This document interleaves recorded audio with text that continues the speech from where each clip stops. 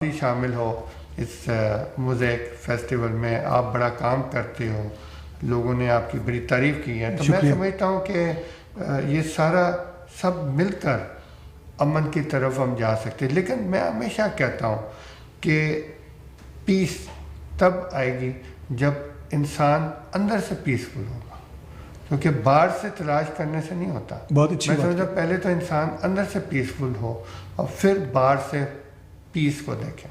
آپ نے بہت اچھی باتیں کی, اور خاص طور پر جب آپ Mosaic South Asian Heritage Festival of Mississauga, جو اس وقت نارتھ امریکہ کا سب سے بڑا فیسٹیول ہے, اس کے تناظر میں دیکھیں تو بہت اچھی بات یہ ہے کہ ساؤتھ ایشین کلچر کی بات ہوتی ہے.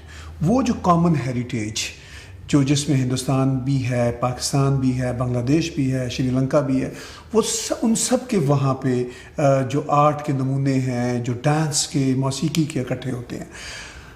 جب ہم امن کی بات کر رہے ہیں تو خاص طور پر جب کل ہندوستان کا انڈیپینڈنس ڈے تھا, اس سے ایک روز پہلے پاکستان کا جنم دن تھا. چونکہ پاکستان کا انڈیپینڈنس ڈے میں نہیں کہتا, پاکستان تو کریٹ ہوا تھا.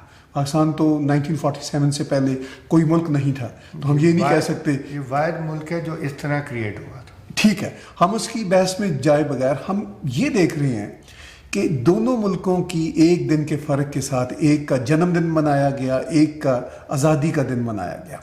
چونکہ ہندوستان نے صرف برٹش کلونیلزم سے ہی آزادی نہیں حاصل کی, اس سے پہلے ترک بھی تھے, افغان کلونیلزم بھی تھا, ازبیک کلونیلزم بھی تھا, تو بہت سارے کلونیلزم سے گزرتا ہوا ہندوستان بھی الگ ہوا. تو اب ہم ٹورانٹو میں ساؤتھ ایشین ہیریٹیج کے کانٹیکس میں, کے تناظر میں, ان دونوں ملکوں کے درمیان امن کی بات کر رہے ہیں, چونکہ یہ فیسٹیول امن کی بات کرتا ہے. آپ نے بات کی کہ آپ نے ایک بہت عمدہ پیس واک کی تھی 2001 میں, اس واک کا ہمیں حال سنائیے تھوڑا سا. اچھا, میں آپ کو ایک بات بتاؤں کہ مجھے فیبرری کا مہینہ تھا جی, میں نے ایسے ہی خواب میں دیکھا کہ انڈیا اور پاکستان میں جنگ ہو سکتی ہے. تو میں ایسے ہی اٹھا اور میں نے دوستوں سے کہا کہ میں نے یہ خواب دیکھا ہے, تو مجھے پیس واک کرنی چاہیے. تو انہوں نے کہا پیس تو ابھی ہے. ٹھیک. تو میں نے کہا ابھی تو ہے, لیکن میں نے کہا نومبر میں جب میں چلوں گا پھر امن نہیں ہوگا. تو انہوں نے کہا وہ آپ کو کیسے پتا؟ میں نے کہا میں نے دیکھا ہے.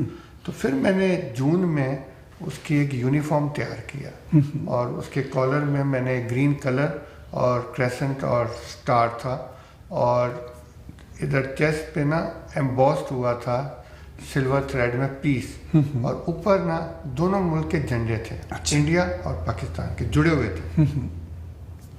میں نے جب وہ دکھایا میڈیا کو تو انہوں نے کہا وہ انڈیا کے جھنڈے کے ساتھ آپ کیسے ملک میں چلو گے؟ تو میں نے کہا کہ میں جب اس میں بلیو کرتا ہوں اور جب انسان کی نیت ٹھیک ہو تو میں نے کہا میں چل لوں گا یہ پہن کر. انہوں نے کہا لوگ کیا کہیں گے؟ میں نے کہا لوگ جو مرضی کہیں گے. ٹھیک, میری سوچ میں یہ بات ہے کہ میں چلوں گا تو دونوں جھنڈے سے چلوں گا, میں اپنے جھنڈے کر کے کیا فائدہ. صحیح صحیح. یعنی وہ میں نے یونیفارم ان کو دکھایا, ان کو بڑا خوبصورت یونیفارم لگا وہ جھنڈے کے کلرز اور ساروں کو, اور ساروں کی نظریں وہاں جھنڈے کی طرف تھی. تو میں نے کہا کہ میں نومبر میں چلوں گا. تو انہوں نے کہا ٹھیک ہے. پھر سپٹمبر آیا اور وہ جو پلینس ٹوئن ٹاورز میں چلے گئے. اس کے بعد افغانستان میں انریسٹ ہوا. تو انہوں نے مجھے جرنلسٹ نے آ کے مجھے کہا کہ آپ نے شاید خواب میں افغانستان دیکھا تھا کیونکہ وہاں مصیبت ہوئی. میں نے کہا نہیں, میں نے انڈیا ہی دیکھا تھا. میں نے کہا انڈیا اور افغانستان میں بہت فرق ہے. پھر اکتوبر آیا, اکتوبر میں پہلا بیان انڈیا کی طرف سے آیا کہ جی اگریسو بیان آیا. اچھا, پاکستان کی طرف سے اور اگریسو بیان. ٹھیک ہے, یہ چلتا رہا. اور جب نومبر آ رہا تھا تو عروج پہ بیانات تھے, میزائل بھی پوائنٹ کر رہے تھے, سب کچھ تھے. صحیح صحیح. تو جرنلسٹ سب آئے اور کہتے واقعی آپ نے صحیح خواب دیکھا تھا. تو میں نے کہا میں مذاق تھوڑا کر رہا تھا. تو اینی وے میں پھر اسلام آباد سے میں نے یہ واک شروع کی. اچھا، میں اس سے پہلے کہ واک کی ہم تفصیلات میں جائیں، ہم ایک چھوٹی سی بریک لیتے ہیں. بات بہت دلچسپ ہے. جیسے ہی بریک سے ناظرین واپس آئیں گے، ہم بات چیت کا سلسلہ وہیں سے جوڑیں گے جہاں سے توڑ رہے ہیں، چونکہ جناب جمی انجینئر صاحب اسے خواب کی بات کر رہے ہیں جس کی بنیاد پر انہوں نے ایک واک کا پلان کیا، چونکہ اس خواب میں انہیں